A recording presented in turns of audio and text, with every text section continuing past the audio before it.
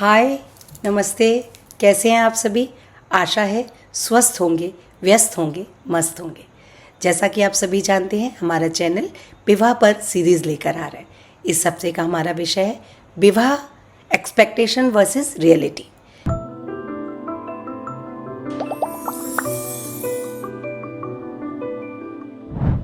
Hello दोस्तों, नमस्ते। मैं संध्या गुप्ता, एक माँ, एक पत्नी, एक लेखक, एक काउंसलर, एक सोशल वर्कर और आप सबकी अपनी दोस्त। मेरे जीवन में सबसे अधिक प्राथमिकता मेरे अपनों की है, मेरे रिश्तों की है और मेरी इसी सोच से सृजन हुआ मेरे चैनल सृजन का। आप सभी का आपके अपने चैनल सृजन बाय संध्या गुप्ता में बहुत बहुत स्वागत। ये है मेरे विचारों का सृजन। विवाह एक ऐसी संस्था है जिसकी सुदृढ़ नींव पर परिवार का निर्माण होता है और विवाह में हम बहुत सारे रिश्ते एक दूसरे के साथ जुड़ते हैं। हम जिसमें बहुत सारे एक्सपेक्टेशंस रखते हैं, जबकि रियलिटी कुछ और ही होती है। रियलिटी की परिस्थितियाँ अलग होती हैं, उसके हिसाब से हमारे एक्सपेक्टेशंस बदलते रहते हैं। विवाह में हर एक रिश्ता एक दूसरे से बहुत से एक्सपेक्टेशंस रखता है, पर वास्तविकता उनसे बहुत बहुत दूर होती है। हमें एक्सपेक्टेशन को समझने, उनको बदलने की बहुत आवश्यकता है। शादी के पहले और शादी के बाद की स्थितियों में बहुत अंतर होता है। विवाह से जुड़े हर संबंध को ये समझना और स्वीकार करना आवश्यक होता है कि हमारे जो एक्सपेक्टेशंस है वो रियलिटी से मैच करें। जैसे सगाई या रिश्ता होते ही सास बहू के लिए कहती है कि हम अपने घर बहू नहीं बेटी ले जा रहे हैं। मेरा मानना है, जब आप ये कहते हैं तो जो बहू का संबंध आपसे नया बनने जा रहा है, उस संबंधों को आप अपने ही शब्दों से सवालों के दायरे में खड़ा कर देते। क्या आप बहू को बहू के रूप में नहीं स्वीकार कर सकते? क्या आप बहू के रूप में उसको वो मान सम्मान नहीं दे सकते जो आप उसे देना चाहते हैं? उसका बेटी बनना क्यों आवश्यक है, क्यों ज़रूरी है? आप उसको बहू के रूप में स्वीकार कीजिए ना। ससुराल की ये एक्सपेक्टेशंस रहती है कि आने वाली बहू सास को माँ समझे, माँ पुकारे। पर कभी आपने सोचा है, एक लड़की जिसने 25 साल तक अपनी माँ को माँ कहा है, जिसने उस माँ के गर्भ से जन्म लिया है, वो स्थान एक ही दिन में वो किसी और की माँ को कैसे दे सकती है? पहले आप बहू की माँ बनिए, उसके साथ वो व्यवहार कीजिए जो उसकी माँ करती है, फिर उसके मुख से माँ सुनना का एक्सपेक्टेशंस कीजिए। एक बेटी जो 24-25 साल एक दूसरे के घर में रहकर बड़ी हुई है, जिसके घर का कल्चर, खान पान नए घर से बिल्कुल अलग है। आपके घर को, आपके रीति रिवाजों और कल्चर को अपनाने में उसे कुछ तो समय लगेगा ना, तो हमें क्या वो समय उसे नहीं देना चाहिए? अवश्य देना चाहिए। 25 कम से कम 25 साल नहीं तो कम से कम 25 महीने तो दीजिए उसे, ताकि वो आपके घर को, आपको, आपके घर के रीति रिवाजों को, सभ्यता संस्कृति को समझ सके और अपना सके। यदि बहू सोचती है कि जो आज़ादी मुझे मायके में थी वो यहाँ पे भी मिलेगी, तो ये उसे समझना होगा कि हर घर के कायदे व्यवस्थाएं अलग अलग होती हैं। तो यदि घर की हारमोनी बनाने के लिए, घर के रिश्तों को सुदृढ़ता प्रदान करने के लिए यदि उसे कहीं कुछ बदलना पड़े तो उसे ज़रूर बदलना चाहिए। और यदि ससुराल वालों को भी लगता है कि उन्हें बदलना चाहिए तो उन्हें भी ज़रूर बदलना चाहिए।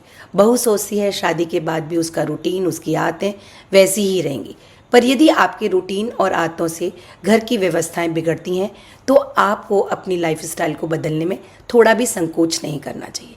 थोड़ा आप बदलेंगे, थोड़ा जिस घर में आप आए हैं उस घर के लोग बदलेंगे, तभी ये विवाह संस्था आगे अच्छे से बढ़ सकेगी। सरप्राइजेज, रोमांटिक डेट्स, गिफ्ट्स, ये शादी के पहले फेरी टेल जैसी ज़िंदगी होती है, पर जब शादी के बाद आप दूसरे घर में आती हैं तो बहुत सारी जिम्मेदारियां होती हैं और कभी कभी शादी के बाद इन सभी चीज़ों को बैक सीट लेना पड़ता है।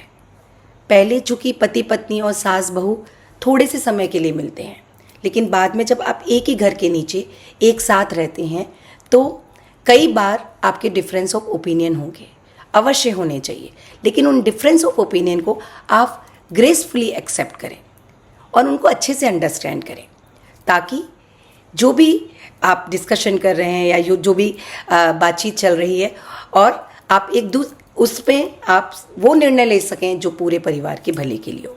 बहू सोचती है ससुराल में सभी लोग उसके अच्छे दोस्त बन जाएंगे, सभी बहुत सपोर्टिव होंगे, लेकिन ये सपोर्ट तभी होता है जब दोनों एक दूसरे के साथ चलने का निर्णय लें, चाहे वो पति पत्नी हो, सास बहू हो, ननद भाभी का रिश्ता हो या देवर भाभी का रिश्ता हो। सारे रिश्तों में आपको एक साथ चलने के लिए एक दूसरे को समझना आवश्यक है। एक दूसरे को समझें, एक दूसरे के साथ यदि कुछ बदलना पड़े तो अवश्य बदलें।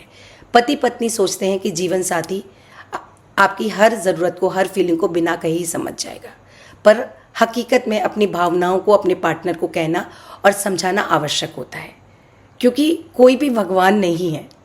तो अगर आपको लगता है कि आपके पार्टनर आपकी बात को नहीं समझ रहे तो उनके साथ बैठें, अपनी भावनाओं को, अपनी फीलिंग को उनको ज़रूर बताएं। शादी के बाद बहू और ससुराल वालों को लगता है हम अपना अपना स्वतंत्र जीवन जीते रहेंगे, पर हमें समझना होगा शादी के बाद पति पत्नी और ससुराल के सभी सदस्यों की जिम्मेदारियां बढ़ती हैं। तो आपकी स्वतंत्रता में थोड़ा बहुत आगे पीछे होगा। यदि आगे पीछे होता है तो उसे बहुत ही ग्रेस के साथ, बहुत ही गर्व के साथ अपनाएं कि I am such a nice person, कि मेरा परिवार is such a nice family, कि हम एक दूसरे के लिए अगर हमें बदलना पड़ रहा है तो हम बदल रहे हैं। उसको सेक्रीफाइस का नाम ना दें, ये तालमेल का नाम है। और हर रिश्ते को अच्छे से बनाए रखने के लिए समय दें, प्रयास करें, कम्युनिकेशन करें। जब दोनों के बीच कम्युनिकेशन होगा तो ही वो रिश्ता बहुत अच्छे से आगे बढ़ता है। दोनों पार्टनर और उनके परिवारों को एक दूसरे को समझने, स्वीकार करने और यदि आवश्यक हो तो जहाँ बदल सकते हो तो बदलने की आवश्यकता हो तो वहाँ बदलने की भी बहुत अधिक ज़रूरत है। और हमारा ये प्रयास बहुत ही ईमानदारी और मेहनत से होना चाहिए, क्योंकि परिवार में जब विवाह होता है तो सिर्फ एक लड़के या लड़की का विवाह नहीं होता, दोनों परिवार एक दूसरे के साथ जुड़ते हैं। तो हमें इन चीज़ों को समझना कि एक्सपेक्ट हम बहुत सारी चीज़ें कर रहे होते हैं, बहू ऐसा करेगी, सास ऐसा करेगी, हस्बैंड ऐसा करेगा, ननद ऐसा करेगा, लेकिन कई बार हमारी जिम्मेदारियों के चलते, कई बार एक लंबा जीवन एक तरीके से जीते जीते हमारे लिए चीज़ें जब हम साथ में जीते तो लगता है थोड़ी डिफ़िकल्ट हो रही हैं। अगर डिफ़िकल्ट हो रही हैं तो उनको सरल बनाइए, उनको सहज बनाइए, साथ में बैठिए, बात करिए और सोचिए कि हम इन चीज़ों को सहजता से आगे कैसे ले जा सकते हैं। ये हैं मेरे विचार। अगर आप मेरे विचारों से सहमत हैं तो विभिन्न सोशल मीडिया पर सृजन बाय संध्या गुप्ता को लाइक करें, शेयर करें, सब्सक्राइब करें। अगले हफ्ते फिर मिलेंगे किसी एक नए विषय के साथ। तब तक के लिए नमस्ते। इस वीडियो को अंत तक देखने के लिए तहे दिल से आपका धन्यवाद। अगर आपको मेरा ये प्रयास पसंद आया हो तो अवश्य बेल बटन दबाएं और मेरे चैनल सृजन बाय संध्या गुप्ता को लाइक करें, शेयर करें, सब्सक्राइब करें। अपने अपनों को भेजें, क्या पता किसी को कोई ऐसे सवाल का जवाब मिल जाए जिसकी उसे तलाश हो। आपके सुझाव मेरा हौसला बढ़ाते हैं। अवश्य अपने सुझाव चैट बॉक्स में डालें और आप किस विषय पर वीडियो देखना चाहते हैं वो मुझे अवश्य बताएं। आप सभी का फिर से एक बार बहुत बहुत धन्यवाद। जल्दी ही मिलेंगे ऐसे ही किसी अन्य विषय के साथ।